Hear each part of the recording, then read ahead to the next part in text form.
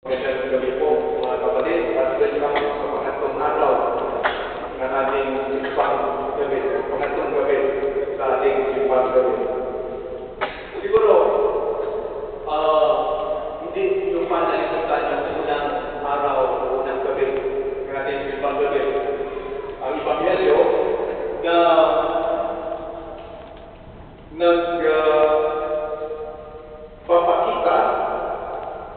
o nag-i-introduce sino si San Juan. Siya ang nagdadala ng ilaw, nagpapakita kay Jesucristo sa iba.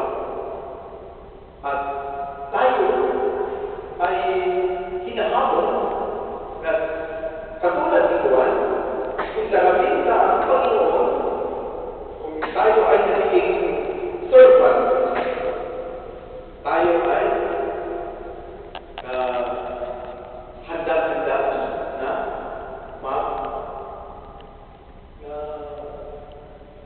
pamilya. Handa-handa tayo na to fade away. Pangalawang gabi, tungkol naman sa mga ancestors ng ating Panginoon. San Juan, pangalawa, mga ancestors. Ngayon, pangatlong gabi, sino ang importanteng tao na ating tungkol sa ating Ebanghelyo ngayon? Sino? Si Jose. Kung sa Bisaya pa, Jose. No? Si Jose. Joseph. Every time na pumapasok o every time na makarinig tayo sa pangalan ni San Jose, anong bagay na pumapasok sa ating mga isip? Si San Jose ay mabait, matuwid na tao,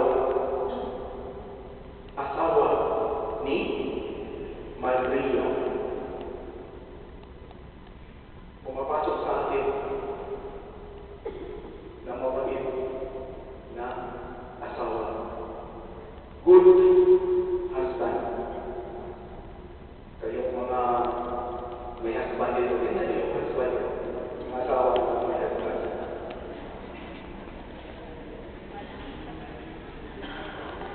Yung mga walang husband, huwag kayo tingin sa akin.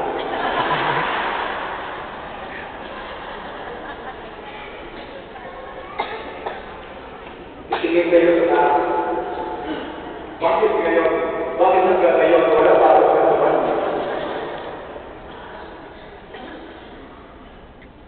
Mabait na asawa. Matuwid na tao. Kung titingnan niyo ang Ebanghelyo ngayon, bakit tinatawag si Jose na matuwid na tao? Dahil ang unang bagay na kinukonsulta ni San Jose noong hindi klaro yung isip niya, very confused. Ano yung confused sa Tagalog? Magulo. Nalilito. Hindi niya kaya kung ano ang dapat niya gawin. Ang kinukonsulta niya, sino? Ang Panginoon. Kahit sa plano niya, yung mga galaw niya, yung plano niya na iiwanan si Maria, kasi nagdadalang tao na hindi pa nga sila nagsasama, tapos nagdadalang tao na patay pa rin sa buong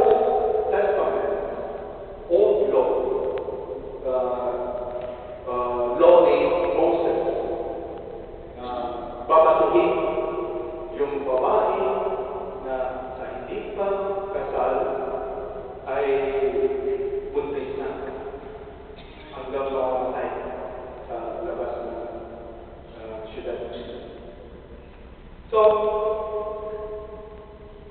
kahit anong galaw ni Jose, ang kanyang point of reference is always the Lord, the command of the Lord. Hanggang nag-reflect